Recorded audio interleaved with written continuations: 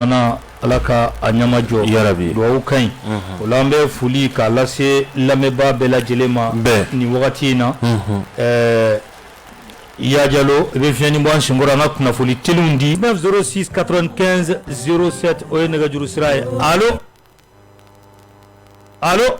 oui allo ko Traoré Diallo mba na fuli bi tabarkala kanga petini fo iga petin biya an chaka chala jaranye kusube mas mi engrais ko ne be se la mi fodron mani marché dira mo ma je pense qu'il doit avoir un suivi wajibi maintenant suivi jonne ko mo la ko ke o fana nyin ngal doy mune kera ola otno be sarata te ki daga sunwa ko flade ni ay ama exécuter je pense que ni sont venus diabe fo ani ngana ke sanni wakati che wajibi sanni wakati che wajibi est-ce que si ko na fo kuma da wakati wa aflade ministre aka jɔ la dans le cas contraire président ne b'a ka baara kɛ o ye mun ye k'a bɔ yen parce que ne tɛ se k'a bɔ yen e tɛ se k'a bɔ yen min bɛ se k'a bɔ yen c'est le président de la république tando ni ɲuman kɛra ale de don ni juguman kɛra ale de don an tɛ se ka dɔ ka actif d'a ma ka taa dɔ ka passif di dɔ ma a bɛɛ bɛ d'ale de ma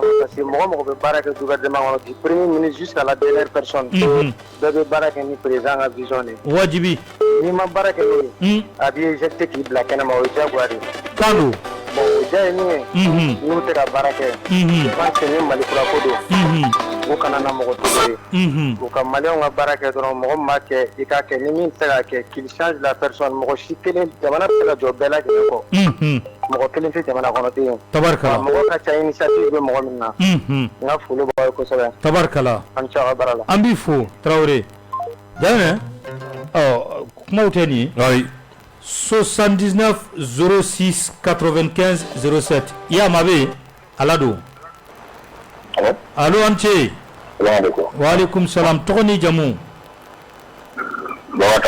i tangara babu saba ka bila aw ka bolo kan bi ngo babu saba de bɛ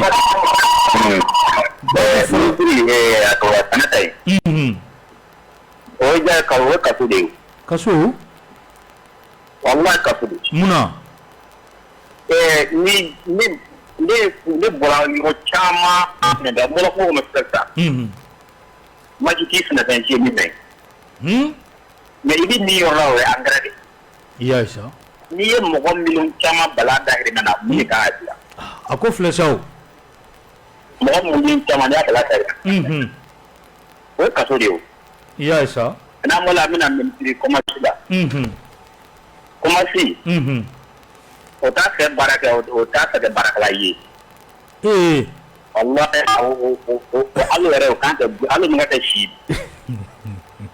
misali la ni nana siman ko la Mali siman min ka kɛ 22 ma ka bɔ jo kana yan 17 ne kun parce que sisan a kɛla 32 ni ma ɲɛ m'a yira ko o tɔni bɛ se fo 22 ma di e t'o kan ka kɛ a ko filɛ sa o ni tu tɛ baara de kɛ u t'a fɛ k'a kɛ ni mɔgɔ fila min ka kɛ si ye cɛ ko président ye duru t'u bɛn anw de k'a kun kɛ ayi président de y'u ta koyi ni président ta n'a mɛ sɔn an kɛ wala mɔgɔ bɔra cogo min na fɔlɔ an fana ka bɔ nin kun kɔnɔ bagan kɔrɔ tabarkala ne kun tɛ bagan kɔrɔ ma kɛ anw wulila de ka na ni asimi koyi jama de ka na asimi dɛ maa si ma kala fila yɛrɛ ni mɔgɔ fila n'a tɛ se k'u dilan wala mɔgɔ bɛ bɔ ne de y'a fi wala ni tension de wala mɔgɔ bɔ tabarkala kɔmi yɛrɛ fɔ kɛlɛ yɛrɛ tɛ wala k'an bɛ fato iya sa an b'i fo merci beaucoup 20 20 18 65 ya an tɛ maa wɛrɛ ta allo nba tɔgɔ ni jamu wa Burama Cɛndalo i ni fama wa je suis retour a banna ne la kurasi tabarkala i fo a diyara n ye ka jɛngɛnɛ fo bon Mars ne ma kuma ka ɲi mais an ka kuma fɛn dɔ la an bɛ min dɔn an bɛ dɔnniya dɔɔni min kan quoi engrais fila Sénégal engrais ko problème bɛ yen ye u ka sɛnɛfɛnw yɛrɛ bɛ yen engrais dɛsɛlen don ka k'a la fo mɔgɔ minnu kɛmɛ ka farafinnɔgɔ k'u ka foro la olu kɔni alhamdulilayi bon n'a ye ko ta de ko ministre ka dɛsɛ ne bolo an ka miiri dɔɔni parce que an ka ɲɛmɔgɔ ni nanzaraw bɛ kɛlɛ de la donc accès fɛn fɛn ka mɔgɔw bolo u b'a bɛɛ bloqué pour que jamanadenw bɛ se ka bila u la cogoya min na. Burama oui tulu tɛ ka don wa? Tulu tɛ ka don wa? m'a faamuya. Tulu tɛ ka don an ka jamana kɔnɔ wa? ne ko wa. ayi tulu. i b'i ka kuma faamuya. tulu tɛ ka don jamana kɔnɔ wa? sa. allo n ko tulu tɛ ka don jamana kɔnɔ wa? tulu wa. oui tulu bɛ don. tulu bɛ ka don. oui o n'angɛrɛ tɛ kelen quoi. da dumuni caman tɛ ka don wa? n bɛna fɛn dɔ f'i ye sira la. ne ye min ye a bɛ se camion 100. ni mɔgɔ min bɛ se ka seere a n'a sɔrɔ mɔgɔ min bɛ Falaji yan fan fɛ. Burukina mobili. a bɛ se mobili 100 ma engrais min bɛ ka taa Burukina. a bɛ tɛmɛ Mali de fɛ ka taa Burukina. mais o fana kan ka faamuya o bɛɛ tɛ arajo la kuma ye e b'a dɔn engrais nafa ye fɛn wɛrɛ ye min tɛ kɛ foro la quoi. o bɛ taa di jɔn ma mɔgɔ jumɛn bɛ Burukina minnu bɛ Burukina o y'an juguw de ye n'o ye armée français ye. mais engrais bɛ bɔ Sénégal ka tɛmɛ a mago bɛ Sénégalais na a mago bɛ Maliens na mais a bɛ tɛmɛ Mali la ka Bamakɔ traverser ka taa Burukina. tabarikala. bon fɛn dɔ bɛ yen f'olu ka faamuya de parce que engrais bɛ kɛ ka min kɛ ni ka suman kɛ e yɛrɛ b'o dɔn a ma se an k'olu ɲɛfɔ arajo la. est ce que a faamuya. Burama n t'a dɔn dɛ. voilà n'i ko ko n bɛ nin dɔn n tɛ nin dɔn dɛ. ministre de la commerce. a k'a jɔ a jɔyɔrɔ la malgré que gɛlɛya bɛ fan bɛɛ. Sénégal waati dɔ fura bɛ dɛsɛ yɛrɛ f'i ka taa san Gambie. carburant bɛ ten. mais an m'an ta de dɔn. an ka ministre an bɛ min fɔ a ye. il est incapable de gérer de cette situation. an ka tiɲɛ fɔ. parce que ministre man tɛ k'a fɔ ko sisan k'ale bɛ ka fɛn maîtriser. o ye kelen ministre man tɛ ka loi sigi sariya sigi. mɔgɔ jigi dalen e ka kuma kan ko ko bɛ ka abouti waati min. commerçant tilala ka dɔ fara fɛn prix kan tuguni. ça c'est pas bon. tabarikala. donc an bɛ min fɔ ministre de la commerce ye. a k'a jɔ a jɔyɔrɔ la quoi. n'a sɔrɔ bɛnkan mun ni commerçant cɛ ko population de t'a kalama. u ka bɔ ka tiɲɛ fɔ population ɲɛna parce que ni commerçant de ka juru b'u la. n tɔma mɔgɔ min ka juru b'i la i se ka sara sigi a kan dɛ. a ko filɛ sa o. voilà. test attaque sen fɛ ou bien i bɛ ok an ka taa Jawinɛ. Burama. nin tɛ n tɔ man ka kuma ye. an tɛ maa wɛrɛ ta. n y'ale ka faamu ye. awɔ allo. allo oui bro. an ce. ma somɔgɔw. nba tɔgɔ ni jamu. Burama Tarawele ka kɛnɛ. i Tarawele. ma. kuma b'i bolo. bon min fo. ka Janginɛ fo. ka Bugula fo. n bɛ lamɛnbaga bɛɛ lajɛlen. ministre de la commerce filɛ ka min kɛ nin ye. bon a yɛrɛ a b'a ka dɛsɛ o la. a kan ka. a b'a ka dɛsɛ o la. ministre du commerce ya. voilà n k'a b'a ka dɛsɛ o la. bon sɛnɛ ministre fɛnɛ. vraiment gouvernement in na. problème b'olu fila de kan. problème b'olu mɔgɔ fila de kan gouvernement in na. n'u sera waati min na Modibo Konɛ kun ye asɔmɔgɔ waati dɔ la. a wulila o kɔ o y'a ta résoudre. mais gouvernement yɛrɛ bɛɛ la ka problème mɔgɔ min ka gouvernement yɛrɛ bɛɛ la. en réalité o bɛ taa commerce ale fɛrɛ bɛ t'u ye. bon n'u sera ka yɛlɛma don u ka kow la. o de ka fisa. tabarikala. mais n'u ma se ka yɛlɛma don u ka kow la. vraiment malo ma commencé ka u kɔrɔ dɔɔnin quoi. voilà bon armée française ta la. bon komi tiɲɛ yɛrɛ bɛɛ fɔra ka ban quoi yɛrɛ fɔra ka ban quoi. Fransi yɛrɛ ka nin waati kɛ. a yɛrɛ tɛ an sumaya fɛ yɛrɛ. mais nin fɛn min waati la o tɛ kɛ. a tɛ kɛ quoi. a waati de sera. an ka mɔgɔw wele bonya la.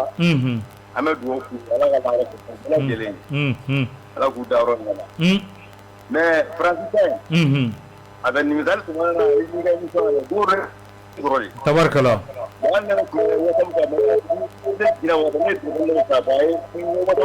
Tabarkala. Tabarkala. Allô? Allô? Wa alaikum salam. Ya namnare. Aha. Dene? Bro. Ya duna kaba. Aha ladu. Allô? Assalamu alaikum. Wa alaikum salam. Ba. Umar Ba. Kabo Kalaba. Babu ye sabaye bi. Wale fa kuma ngara ko yoro doron de ka. Aha, kuma bi bulu. Wa ngara bula de ke wor dira do ma ko kana na e. Wa do bula da da gele ne. Do wa war ga mine ulla avec intérêt. Abana. Do ado ni bula ga dul ma doron. Do ko wa angere da ma na a abana. Ah, o mine bulu. Ni venez solution de ambifo. Merci. Dan ni venez solution de. Ah. Wallah fara ko mo ko mo vraiment solution kausa. Solution kausa. Bazou. Allô? Allô? Bazou Anche. Ma. Chaman bo radio mangana, chaman bo radio mangana.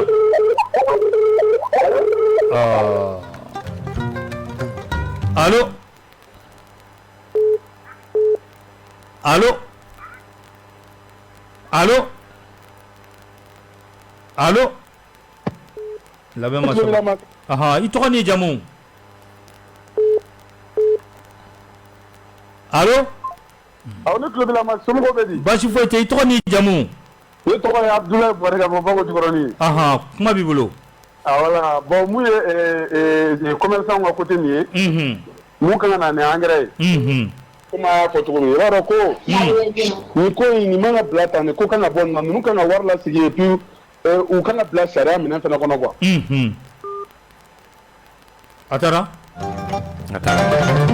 Yuba bene. Allô? Yuba ndao. Allô Yuba? Faymas ne club ila. Somo bedi. Bashu ita alhamdulillah. Kuma bibulo. Mifo. Ajaranye. Tumi ga yoro fanfesa meni mo gore tumo. Ah. Iyayi.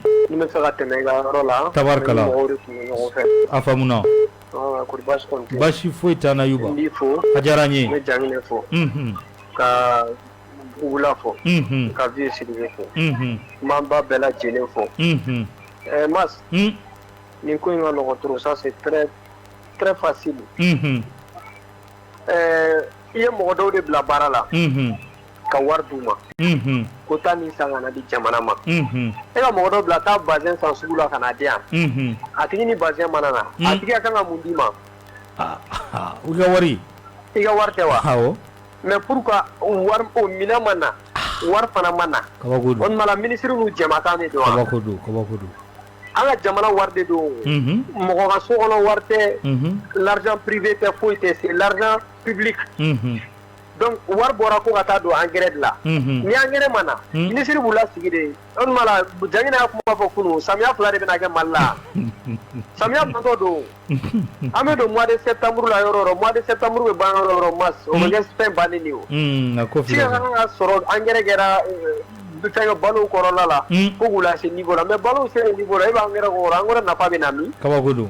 Engrais be ku goro pour que vous bonyadi. Mais déjà engrais ma ku goro.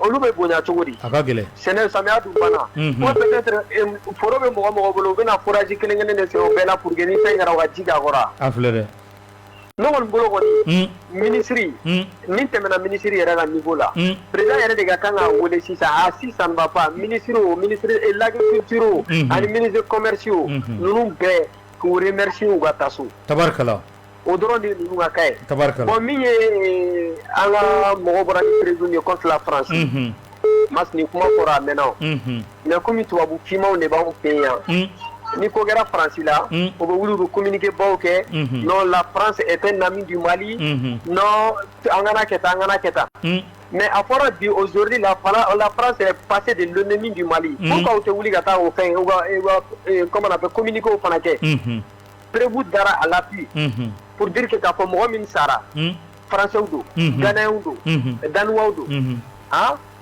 pourquoi o tɛ wuli ka communiquer kɛ k'a fɔ ko bɛn faransi fana ye nin min aw nana k'aw bɛna an dɛmɛ de mais aw nana ka na anw ka sɔrɔdasiw faga ma preuve fila tɛ tɛmɛ nin na mais moi je demande à la société civile ɲɛnamaw bɛɛ wallahi bɛɛ k'i regrouper élection nata la si il faut même hali élection n'a kana kɛ Mali la yɛrɛ a kana kɛ Mali la mais ni élection kɔni kɛra Mali la wallahi ni ninnu tɛmɛna o ye anw maliyɛnw fana ka kojugu de ye tan wallahi tabarikala vraiment merci beaucoup Yuba jangina i b'a ye k'a fɔ an bɛ taa sugu la yanni an ka taa sa kibaruya min bɛ ni an bɛ o di lamɛnbaaw olu tulo kan jangina kibaruya in bɔra syndicat national des anciens fonctionnaires des collectivités territoriales jangina ko kongoro min bɛ ni maaw bɛ a kɛ ka don ESO la n'o ye école des sous-officiers jangina ko maa caman nana ni faux diplôme yɛrɛ faux diplôme 2,361 o ye lettre ye série lettre ye fɛn min ye série scientifique ye 325 carte nina a faux 200 carte nina o faux ja o faux fana bɛ yen yani maa minnu bilalen don ka ni concours in ka a superviser tiɲɛ yɛrɛ la u bɛ baara la dɛ u jɔyɔrɔ dɛ sinon ka faux dɔn ka bɔ ɲuman na document scandaleux Allahu c'est Malikura la kana so i tɔgɔ ka ya tiɲɛ merci Malikura a bɛ jɔ tan de kana so nin maɲi a maɲi nin ka ɲi c'est tout kabana an ka taa sugu la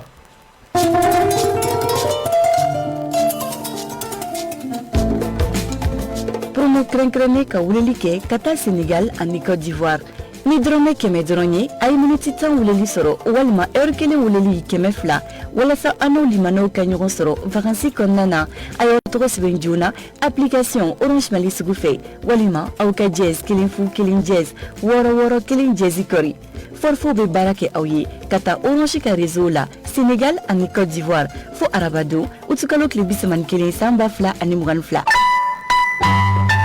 Orange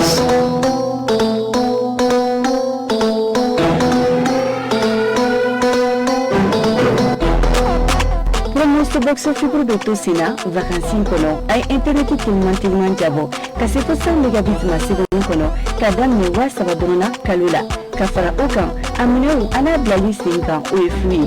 So box fibre o fo wa saba avec keme kono to crédit fixe ka, ani fo wa fla crédit portable ka, kalu aya la jenaw se mesika douala, application Orange Mali sugu fe, kasi ga internet la jali pro soro, fibre essentiel confort walma premium se retrouver la dialine fo utukalo klibi sabankini Orange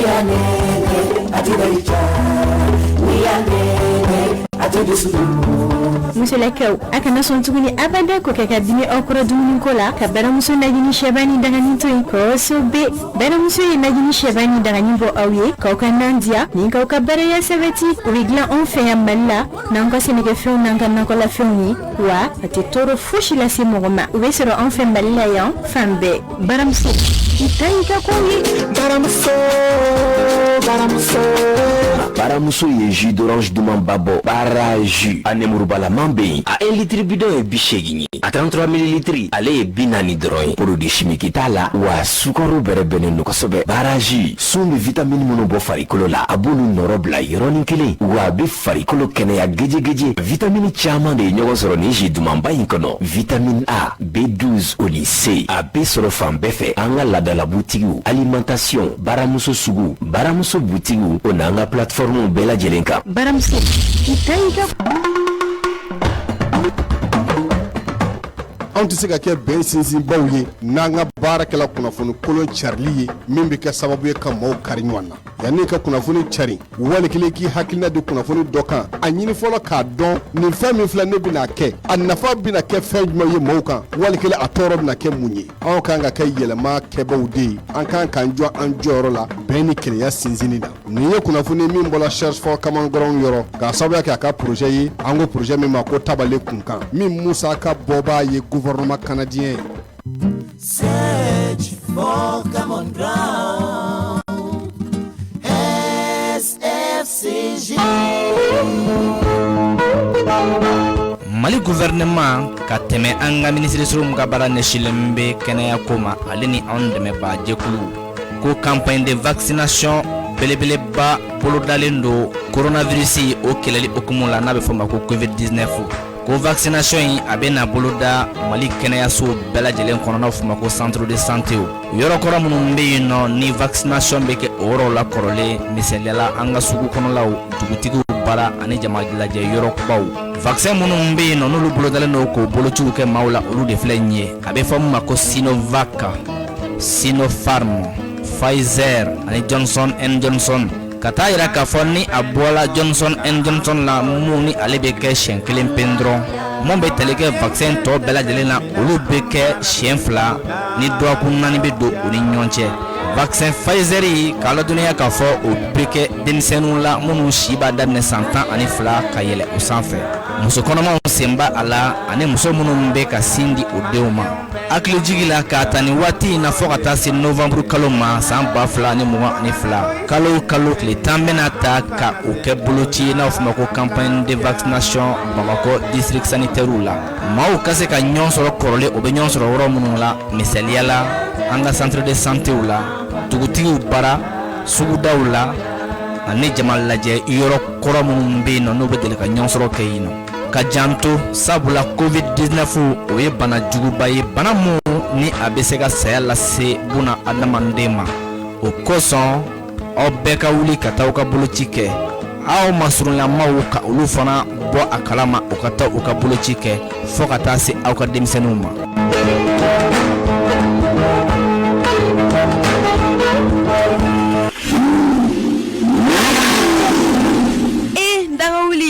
Ni mobili ɲuman ba in lajɛ mun ye nin nɔgɔ tan e bɔra sira jumɛn de fɛ ka se ne fɛ yan ma chérie a bɛ kɛ cogo di Bamakɔ bilama yɔrɔ bɛɛ tɛ jinɔgɔ ye wa zu na mobili in ta de y'a ko yan'a taga tuma cɛ ni mobili nɔgɔlen don cogoya min na a tun tɛ taa n'a ye lavage la ko lavage wa awɔ an delila a si la station Shell kɔnɔ ka ɲɛsin kaburudon ma olu b'u ka baara ɲɛdɔn fo ka taa fɔ a to ten ka mobili ko k'a jɛ ka nɔgɔ bɛɛ saani ka bɔ a la wa o ta bannen dɛ sabula machine b'u bolo min b'i ka mobili kɔrɔ ta sanfɛ ka sɔrɔ k'a dugumala bɔgɔ bɛɛ saani ka bɔ a la wa u ka nɛgɛjuru sira o ye 77 23 30 35 walima 70 86 36 30 wa ka aw la nisɔndiya nin bɛɛ kɔfɛ ni taara ni mobili 4 ye duurunan u b'u ko ye fu wasada madame i ka tile filɛ mobili banna ko la waaw a dun jɛra n'a faw ya ŋo nimisa t'a la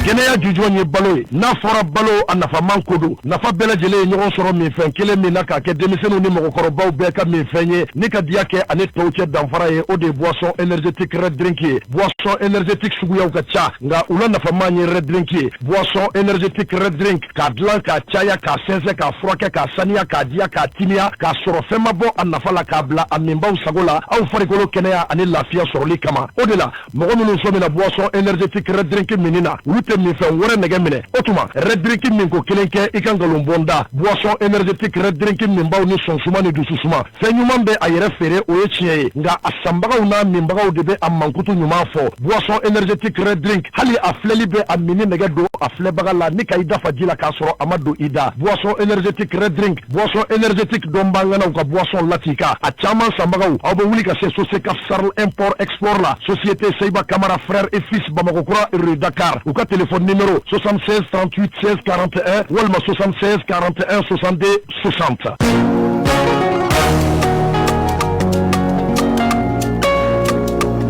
Sana Univers Tonya Lemu Sana Univers o ye butigi belebele a sagona marki bɛɛ lajɛlen bɛ sɔrɔ yɔrɔ min na labɛnko ta fan fɛ k'a daminɛ Blazer, Abacus, Gucci, Zara ani diɲɛ markiba bɛɛ lajɛlen nin bɛɛ lajɛlen de bɛ sɔrɔ yen cɛlakaw ka Blazer, costume, pantalon super 100 ka taa se chemise ma 100% coton musolakaw ka robuden markiw robe turki ani abayaw ka taa se hijabu ma parfum dagabanaw ani bijoux de markiw nin bɛɛ bɛɛ lajɛlen de bɛ sɔrɔ yen. Sana Univers u filɛ nin ye Bamakɔ kura immeuble peinture la ka ɲɛsin Malitel dama. Sanga a n'a ka waati bɛɛ yɔrɔ ɲɛmaaba n'o ye Madame Mariko Fanta Konate a bɛ t'i kɔnkɔn fa Turki, Dubai ka taa se Chine ma. Nin dagamanaw la aw ka labɛn kama wa u ka nɛgɛjuru sira 77 02 02 03 walima 83 83 69 83. Sana Univers. Marquis Blombardello, Marquis Blombardello.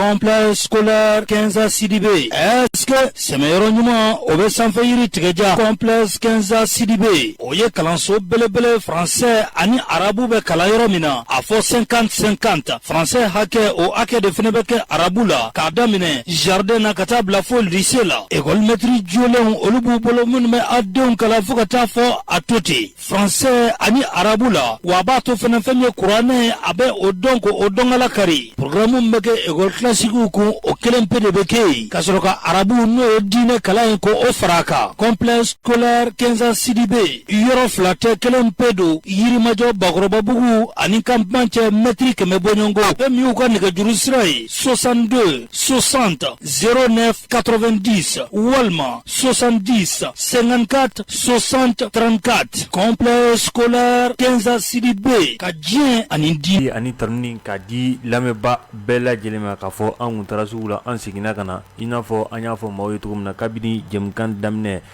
babu belebele saba o de b'an bolo yan fɛn min ye engrais ko gɛlɛya min n'a bɛ sɛnɛkɛlaw kan bi ka sababuya kɛ minisiri Modibo Keyita ale wulikajɔ kɛ ka se yɔrɔ yɔrɔ sɛnɛkɛlaw ye damakasikan mun kɛ a ye o de ye k'a fɔ ko engrais ko a ma sɔrɔ o kɔfɛ Mahmudu Ag Mohamed n'ale ye jago ani bayɛlɛmali minisiri i b'a ye k'a fɔ conseil des prix o kɛra maa kunsigi mun kan ka kɛ walasa ka sɔngɔko ko o jalatigɛ i b'a ye k'a fɔ ale fɛnɛ y'o kɛ k'a yira k'a fɔ ko gɛlɛya min bɛ diɲɛ kɔnɔ bi ko k'a sababuya ko o ye ko dɔ bɛna fara sukaro kan olu kun y'a fɔ ko 110 a bɛna bɔ o la ka kɛ 120 a bɛ bɔ o la ka kɛ 130 ye an t'a fɔ ten 120 k'a bɛ bɔ o la ka kɛ 130 ye sukaro min n'o bɛ bɔ jamana o kɔkanna la ka sababuya kɛ ko gɛlɛya a bɛ diɲɛ yɛrɛ de bunakun kan Mali ni Faransi n'a ma ɲɛ k'a fɔ ko tɛsiti gɛlɛya y'an ka wolomasiri tabaw sɔrɔ ka sababuya kɛ maa dɔw bɛ yen siga kun kɛlen don k'a la k'a fɔ k'u ye an ka kan k'a tɔgɔya di bamanciw ma walasa u ka se ka na bingali wale ko olu ta tɔgɔya min na k'an ka wolomasiri tabaw sɛgɛrɛ a yira k'a fɔ ko Faransi ale de bɛ o wulikajɔ in o bɛɛ lajɛlen kɔfɛ n'a ma ɲɛ ko a kɛra ten an ka armée wulila ni pankuru ye fɛn min ye maa minnu nana bi tɛsiti kan kan k'u kiru o kirinin kɔfɛ i b'a ye k'a fɔ mun kɛra dabalibanko ye bi na o de ye k'a fɔ ko Faransi o den dɔw bɛ yen nɔ olu maa 37 olu su taara ye maa minnu kiruna Mali armée fɛ Ghanais maa 8 fɛn min ye Danois ye an ye minnu gɛn nɔ fo ka wulu su olu la i b'a ye k'a fɔ o fana maa dama o bɛɛ yera nin kɛlɛ kofɔli in na babu de ye nin ye mɔgɔ hakilina de ye jumɛn ye ni bɛɛ lajɛlen kan bonya ani karama o kɔnɔna la y'an ka taa allo jangene salam alaikum wa alaikum salam bajte alhamdulillah i tɔgɔ ni jamu ali i wage an tulo b'i la ne bɛ jigi yɔrɔ min na nin na ne bɛ jigi Asimi yɛrɛ de la tɔgɔ di parce que ministre min bɛ commerce kunna a t'a mérité de depuis ni cɛ in nana problème parce que kuma bɛ e bɛ ale ni mɔgɔw bɛ sigi ka wari ta k'a d'u ma a bɛ tila ka taa ko ɲini yɔrɔ wɛrɛ tuguni e ni minnu ye sigi kɛ ka bɛn mun kan e b'u dɔn a wulila ka taa dɔw ka dépôt kɔnɔ a siranna o tigi ɲɛ k'a tigi tɔgɔ fɔ k'a ka dépôt yɔrɔ yira mɔgɔw la bon ne ni sugu kɛra a b'a fɔ ko karisa de don jamanadenw bɛɛ ka bɔ a kan kojugu tɛ bɔ dugu la gansan o ye tiɲɛ dɛ parce que nin ye fasoden juguya de jamana a bɛ taa o tigi ka butigi la a y'a yira a ka dɔn butigi ka bɔ ko la parce que a bɛ se an b'a bisigi a kan ko karisa de don k'a sɔrɔ karisa tɛ dɔ de don o tigi ka yɔrɔ de filmera ka yira bɛɛ la a fɔra ko sukaro ka feere ni prix la e de choisira jamana kɔnɔ ka wari ta k'a d'i ma k'a fɔ k'a ye na n'a ye ka jamanadenw bɔ kɔngɔ la o de fɔra